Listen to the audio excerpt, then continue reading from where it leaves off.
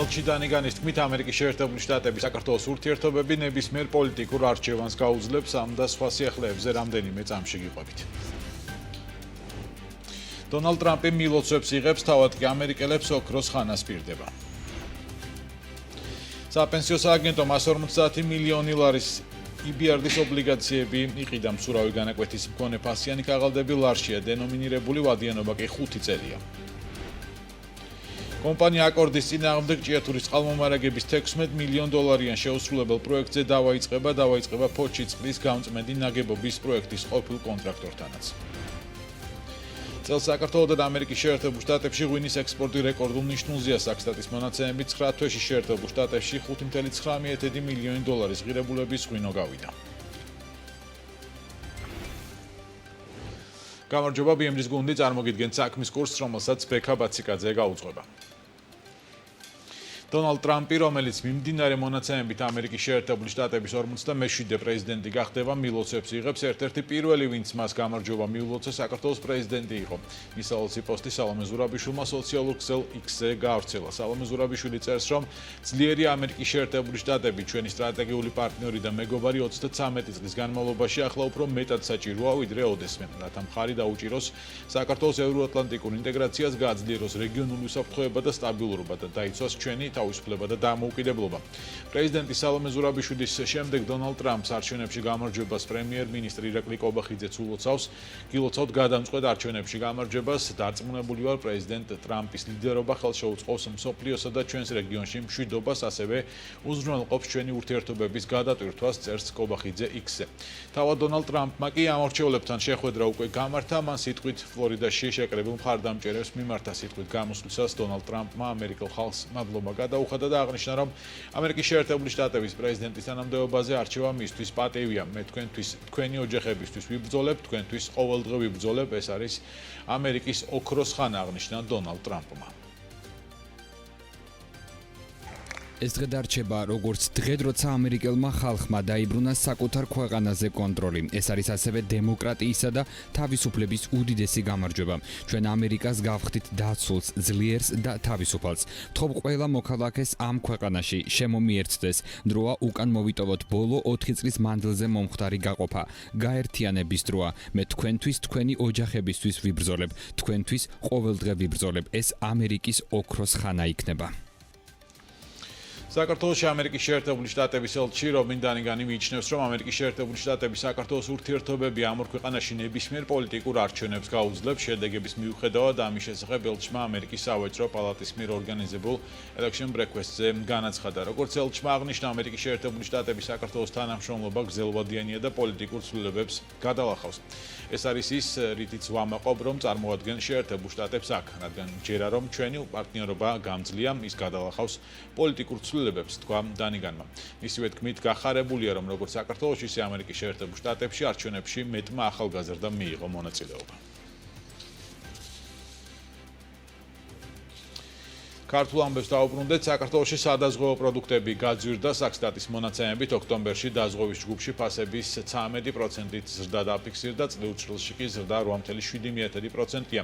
როგორც სტატისტიკა აჩვენებს, ფასების ასეთი მკვეთრი ზრდა 2022 წლის ზაფხულის შემდეგ არ ყოფილა. სადაზღვევო კომპანიებში პოლისების გაძვირების მთავარ მიზეზად სამედიცინო მომსახურებაზე გაზრდილ ფასებს ასახელებენ.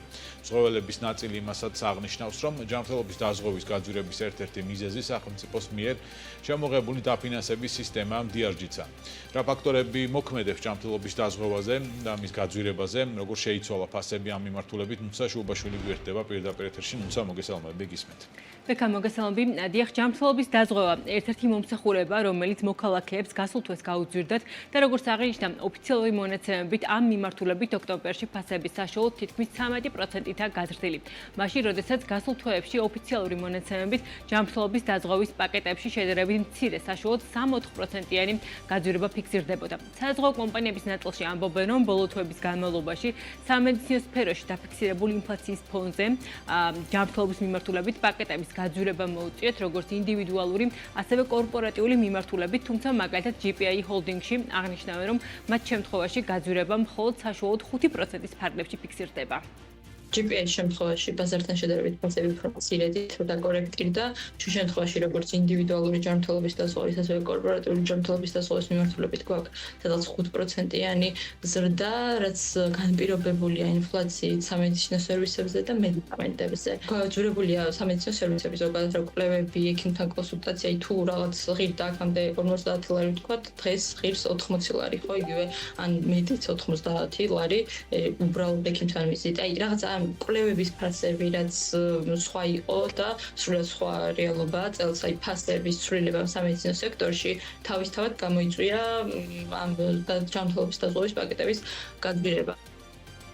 საზღვაო კომპანიების ნაწილში ამბობენ, რომ ჯანმრთელობის დაზღვევის გაძვირების ერთ-ერთი მიზეზი სახელმწიფოს მიერ შემოღებული დაფინანსების სისტემა DRG-ცა, რომლის დანერგვის შემდეგაც როგორც ირკვევა, კლინიკებმა ფასები რიგ მომსახურებაზე სადაზღვეო კომპანიებისთვისაც გაზარდეს. მაგალითად, კომპანია არდიში აღნიშნავენ, რომ იმისთვის, რომ კერძო დაზღვევის მიმართულებით ფასები უფრო მეტად სტაბილური იყოს მომავალში და ნელი ტემპებით იზრდებოდეს, მნიშვნელოვანია სახელმწიფომ ერთიანი პოლიტიკა გქონდეს და მათ შორის დაუშვას ეგრეთ წოდებული დაშენებული პაკეტები, ანუ მოქალაქეებს ერთდროულად საყოველთაო დაზღვევის პროგრამით და კერძო დაზღვევითაც შეეძლოთ სარგებლობა.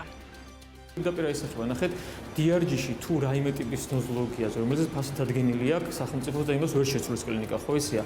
იქ თუ კლინიკა, რომელიც ასე ვთქვათ, თანამშრომლობს DRG სისტემიდან გამომდინარე სახელმწიფოსთან იღებს სერვისს და ზარალზეა, ამის კომპენსირება უნდა მოხდეს სადღაც სხვა სერვისებში. სხვა სერვისები რა დარჩა? დარჩა ჯიბიდან გადახდები, რომლის ნაწილია სადაზღვეო კომპანია, რომელიც თავის მხრივ აფინანსებს ამ სერვისებს, ხო? ხდება აი ამ ზარალის დაფინანსება აქეთ მხარეს. შესაბამისად უძვრდება დაზღვეულის მომსახურება. ფასის შემდგომი სტაბილურობაზე და ჯანდაცვის სექტორის აი ერთგვარულად ჰოლისტიკურად ყურებას ჩემი ძალიან დიდი მნიშვნელობა აქვს, იმიტომ რომ სადაზღვეო სექტორი, კერძო სამედიცინო ინდუსტრია და სახელმწიფო ერთად უნდა მუშაობდეს საერთო ყოვლისმომცველ პოლიტიკაზე, რომელიც ამ ფასის სტაბილურობას მომავალში გამოიწვევს აუცილებლად. ჯერჯერობით სამწუხაროდ ეს სინერგია მიღწეული არ გვაქვს. როგორც ცნობილია, მომავალი წლიდან ჯანდაცვის სამინისტრო გეგმავს, რომ საყოველთაო დაზღვევის პროგრამაში DRG სქემის ფარგლებში თანაგადახდის პრინციპი დააბრუნოს, თუმცა ჯერჯერობით ცნობილი არაა, განიხილავს თუ არა უწყება ეგრეთ წოდებული დაშენებული პაკეტების დაშვებასაც, რასაც სადაზღვეო სექტორი, როგორც აღინიშნა, უკვე დიდი ხანია ითხოვს. აქვე გეტყვით, რომ ჯანმრთელობის დაზღვევის პარალელურად ასევე კვლავ ძვირდება ავტოდაზღვევაც და ამ შემთხვევაში ზრდის ტემპი უფრო მაღალია, წლიურად როგორც კომპანიებში აღნიშნავენ, ავტოდაზღვევის მიმართულებით პოლისები დაახლოებით 20-25%-ის ფარგლებშია გაძვირებული. მადლობა, ეს ნუცა შუბაშვილი იყო, რომელმაც დაზღვევის გაძვირების მიზეზები გაგვაცნო ამ შემთხვევაში სამედიცინო დაზღვევის. საქართველოს გაერთიანებული წყალმომარაგების კომპანია 2025 წელს ფოთის და ჭიათურას წყალმომარაგების სისტემაზე არაკეთილსინდისიერ კონტრაქტორებთან დავაში 5.4 მილიონ ლარს დახარჯავს. საუბარია ჭიათურას წყალმომარაგების ახალ 16 მილიონი დოლარის ღირებულების პროექტზე, რომელსაც კომპანია აკორდი ახორციელებდა და ფოთის წყლის გამწმენდი ნაგებობის პროექტზე, რომელსაც სამი კომპანიისგან შემდგარი კონსორციუმი 55 მილიონ ლარად აშენებდა. ორივე ეს პროექტი აზიის განვითარების ბანკის მიერ ფინანსდებოდა.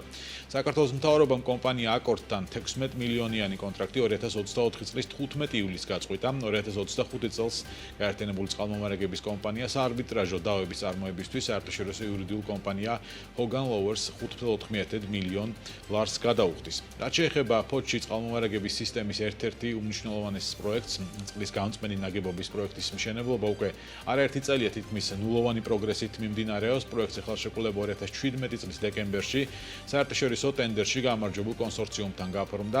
კონტრაქტი, რომელსაც აზიის განვითარების ბანკი 55 მილიონი ლარით აფინანსებდა. ხელშეკრულების თანახმად წყალმომარაგების და წყალარენების სისტემის გამწმენდი ნაგებობის მშენებლობა 2020 წლის აგვისტოში უნდა დასრულებულიყო, თუმცა კომპანია მუშაობდა 2021 წლის 15 დეკემბრამდე და პროექტი 80%-მდე მიიყვანა. 2021 წლის 15 დეკემბერს კი კონსორციუმმა სახელმწიფო კომპანიას აცნობა, რომ გაკოტრდა და სამუშაოებს ვეღარ შეასრულებდა.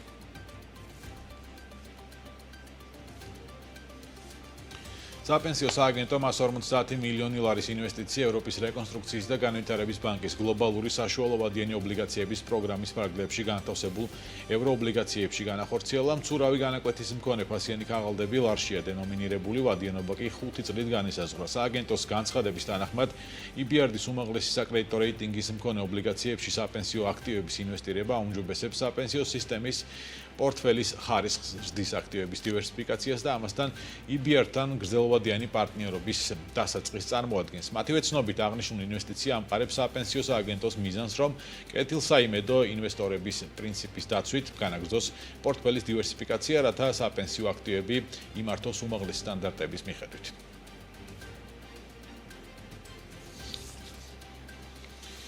წელს მანდარინი ფაროსანას მიერ არის მასიურად დაკბენილი, ამის შესახებ BMG-თან კომპანიის აგროინვესტ სერვისის დირექტორმა ვაჟამ კურნალიძემ მანდარინის მოსავლის შეფასებისას ისაუბრა. მისი თქმით, მოსავალი წელს ნორმალურია და რაოდენობა 70,000 ტონას წესით არ უნდა ჩამოწდეს, თუმცა მანდარინი ფაროსანასგან მასიურად არის დაზიანებული, რაც ვიზუალურადაც შესამჩნევია. რაც შეეხება სარეალიზაციო ბაზრებს, კომპანიის დირექტორის პროგნოზით, ბაზრებზე ცვლილებები მოსალოდნელი არ არის. მისი თქმით, მთავარ ბაზრებად კვლავ რჩება რუსეთი, რომელსაც სომხეთი, აზერბაიჯანი, ნაწილობრივ შუა აზიის ქვეყნები და უკრაინა მოსდევს.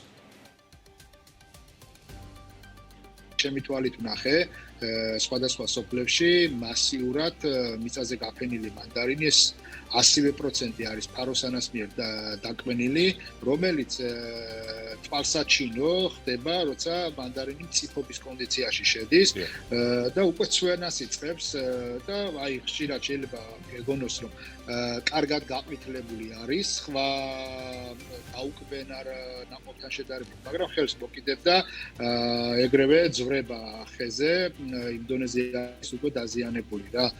ეს ძალიან მნიშვნელოვანი პრობლემა არის, რომელსაც ვფიქრობ, რომ ლოკალურად ფერმერი თავისი ძალებით ამას ფიზიკურად ვერ შეძლებს. ასევე ის ნაყოფი, რომელიც არ ჩამოცვიდება, მაგრამ აიღებს ფერმერი, მე ჩემი თვალით ვნახე, გაფწვნი მანდარინს და არ იფწვნება უბრალოდ იმ დონეზე დაკბენილი არის.